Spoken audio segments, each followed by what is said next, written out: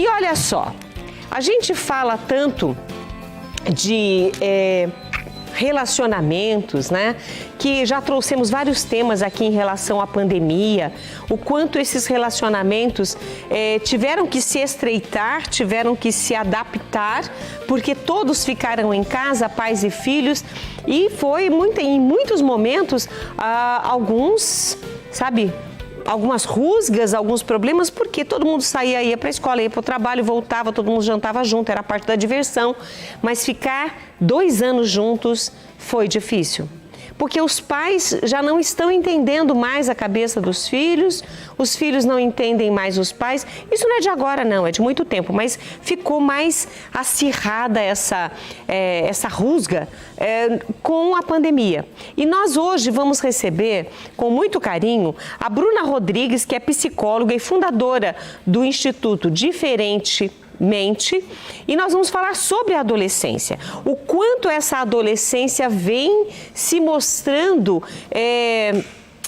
carente de pai e mãe e, ao mesmo tempo, uma adolescência já não tão dependente, o que causa espanto nos pais. Enfim, tem muita coisa para a gente falar e eu quero agora, nesse momento, chamar aí a Bruna para conversar conosco. Bruna, você é muito bem-vinda hoje com esse tema, principalmente falando sobre a adolescência. Muito obrigada mais uma vez, Ita, pelo espaço que é concedido por vocês para assuntos que são necessários de serem destrinchados, que são importantes e que muitas vezes se tornam até mesmo mito. As pessoas têm medo de falar sobre esses assuntos, né?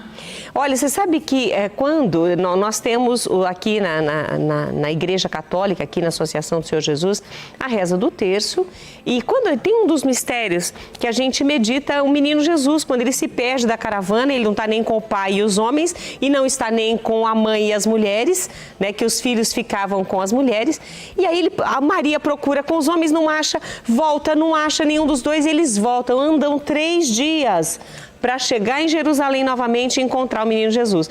E ele está lá no templo, falando com os doutores, mostrando a sabedoria divina dele, mas que os doutores da lei não sabiam. E, meu filho, eu e teu pai procurávamos por você, mas não sabia que eu tinha que cuidar das coisas do meu pai? Parece meio prepotente, mas marca um pouco dessa adolescência que desde aquela época já se achava independente e poderia fazer as coisas do jeito que a sua cabecinha, o seu coração achava. Quando eu penso nisso, eu falo, gente, quando eu vejo Jesus na adolescência, eu vejo muitos dos nossos adolescentes, eles querem essa autonomia, eles querem essa liberdade, mas eles precisam dessa condução, que eu acho, no meu ver, você é uma psicóloga, você tem know-how para isso, mas no meu ver falta um pouco do acompanhamento destes pais. Tem muito jovem perdido hoje, não tem? Tem demais, né? Então eles estão perdidos dentro das próprias ideias, né, dentro da condução desse processo que precisa ser muito assíduo pelos pais, pela sociedade também.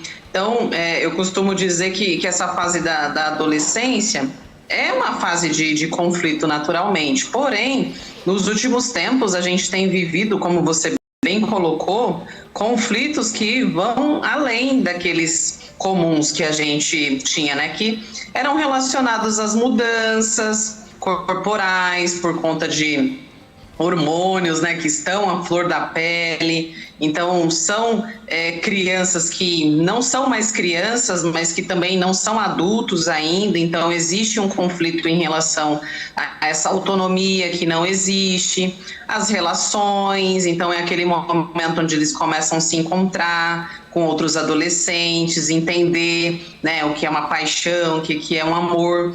Então esses conflitos já eram muito naturais, porém hoje a gente tem hoje esse pós-pandemia, né, que traz aí essa situação onde esse isolamento de 2 anos afastou muitos dentro dessa transição dos colegas, do convívio social, dos parentes, e dentro dessas condições, para a gente adulto pode não ter tanto impacto, né, 2 anos, mas para uma adolescente, né, uma adolescente de 12, de 13 anos, foi bem esse momento, né, onde existem todos esses conflitos, então foi muito mais significativo. 2 anos de uma criança de 12 anos é muito significativo. Então, isso trouxe conflitos no sentido de tristeza, de luto por momentos que não foram vividos, uma transição de escola que precisou acontecer.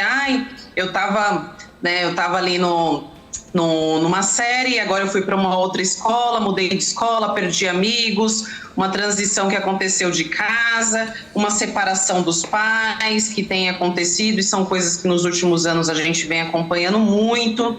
Então, coisas do tipo trazem confusões dentro da cabeça de um adolescente que, por muitas vezes, sozinhos, eles não conseguem lidar com isso. Então, é fundamental esse apoio, esse acolhimento dos pais, Rita.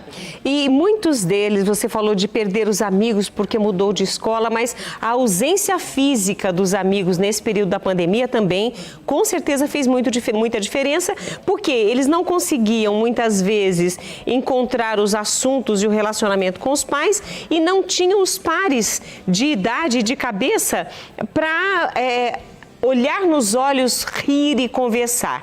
Tudo foi feito de maneira virtual e isso acabou fazendo com que estes adolescentes, né, estas crianças crescidas, elas quisessem muito mais ficar no quarto ou não querer sair, não querer se relacionar com os pais, e os pais se preocupados com isso. Nossa, mas não quer mais sair com a gente. Mas olha, só fica naquele quarto, é hora de comer, a gente tem que chamar um monte de vezes, não vem. Porque ele queria ficar conversando, já que virtual era a única maneira, ficou muito tempo essa criança, esse adolescente isolado também. Isso ajuda a complicar um pouquinho mais o relacionamento? Ajuda demais, e muitas vezes os pais eles não entendem como lidar com essa situação.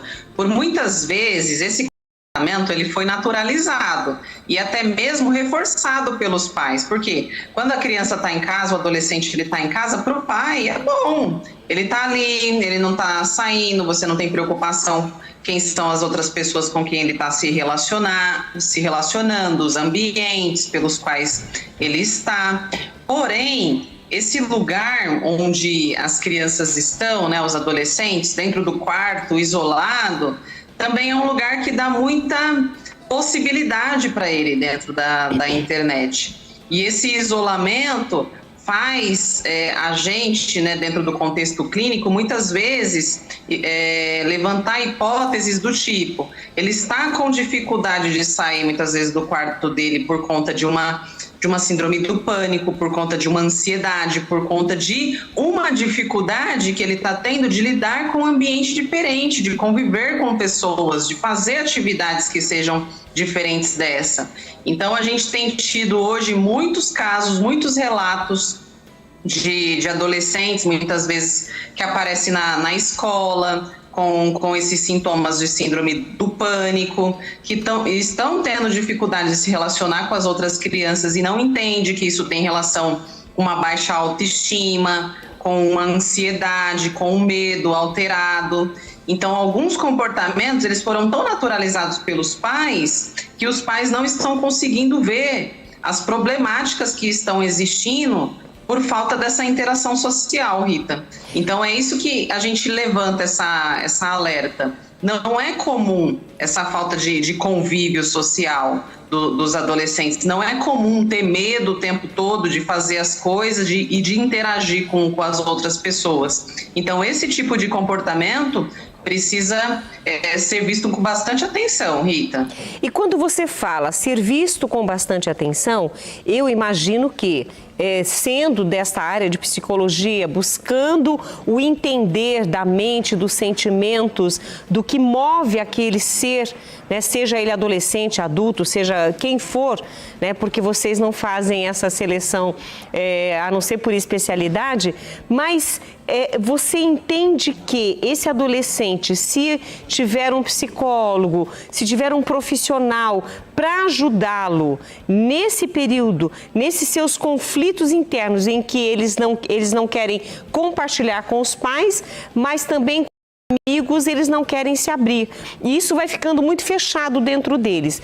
Nesse caso, um psicólogo pode ajudar a conduzir e, inclusive, não contar para os pais, mas ajudar os pais, orientá-los a ajudar esse adolescente?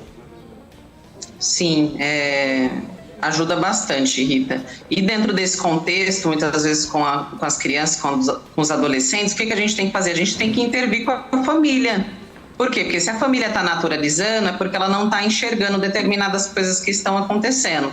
Então, precisa existir uma orientação para os pais, uma explicação sobre as coisas que estão acontecendo e para que eles sejam convocados dentro desse processo a interagir de uma forma diferente com a situação, porque por muitas vezes também a gente vê o quanto que esse dinamismo hoje em dia que nós adultos tem de trabalhar, de estar sempre fora, de ter as preocupações, também nos distanciam também desses adolescentes, dessas crianças. E faz com que muitas vezes a gente não consiga entender sobre os sentimentos, sobre os comportamentos. Existe uma raiva, existe muitas vezes um comportamento rebelde dentro desses adolescentes? Existe, mas isso fala muito sobre um conflito interno que eles estão vivendo e que eles não estão conseguindo lidar com isso naturalmente, sozinhos. Então, por muitas vezes, por mais que seja difícil tudo, olha o quanto que é preciso para que os pais não batam de frente com essas questões, um entendimento maior sobre essa situação e até mesmo um acompanhamento de um profissional para que eles possam lidar também e não debater esses questionamentos também da mesma forma, porque senão acaba virando uma briga, né, Rita? Com certeza. E quando você fala, os pais costumam naturalizar essas ações dos filhos, você diz assim, olha, é assim mesmo, não, mas é normal, é da idade, e vai levando, achando que não precisa de uma orientação mais profissional, e por isso é nesse sentido que você fala, eles vão naturalizando e vão deixando para lá, é nesse sentido? Sim, nesse sentido. Então, às vezes, como a gente viveu todo esse momento de isolamento, ele está direto lá, só interagindo pelo computador, fazendo amizades pelo computador. Então, naturalizou, se acostumou com aquele movimento, né? Ele saiu da infância, entrou na adolescência, nesse movimento de ficar no quarto, de ficar no computador, de ter poucas interações. Mas essas questões, elas começam a aparecer muitas vezes na escola. Então, ele começa a ir para a escola, às vezes o professor fala alguma coisa sobre um rendimento, sobre uma interação, porque a gente precisa, não tem jeito as pessoas acharem que a gente pode conviver sem interagir com as outras pessoas. A gente precisa interagir com as pessoas o tempo todo e nós somos dependentes das outras pessoas o tempo todo. Então, o adolescente que não aprender fazer esse movimento, ele vai sofrer em determinado momento da vida, porque vai chegar uma hora que ele vai ter que entrar dentro do mercado de trabalho e isso vai começar a dar problema também. Então, dentro da escola, os professores já começam a sinalizar e já começam a entender, porque muitas vezes essa falta de habilidade para interagir com o outro gera conflitos. Nas crianças, tem criança que começa até a morder a outra não quis me aceitar, não quis fazer aquilo que eu queria, então vou lá, eu mordo, eu bato, começo a ter comportamentos agressivos. Então, muitas vezes dentro da adolescência existe, né, esse isolamento, que isso muitas vezes pode acabar migrando para um problema de baixa autoestima, para um problema de depressão. Então, a gente acompanha muito crianças que pensa que está tendo alguma dificuldade mais específica. Eu não gosto, é tediante fazer isso. Mas ela não faz porque ela está tendo uma síndrome do pânico quando ela tem que fazer determinada coisa. Quando ela tem que falar em público na escola, ela começa a ficar tão ansiosa, o coração começa a bater acelerado, ela tem de barriga,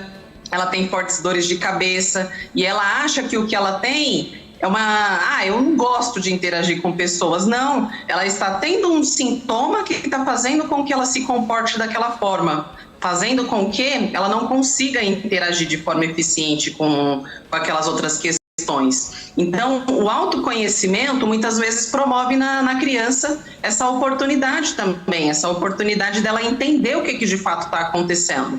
Então, muitas vezes, quando ela dá essa resposta para os pais aceitam e acreditam que isso está tudo bem. Então, fazer isso é naturalizar determinados comportamentos que estão atrapalhando atualmente, que podem atrapalhar no futuro, mas que tem por detrás um sintoma psicológico, Rita.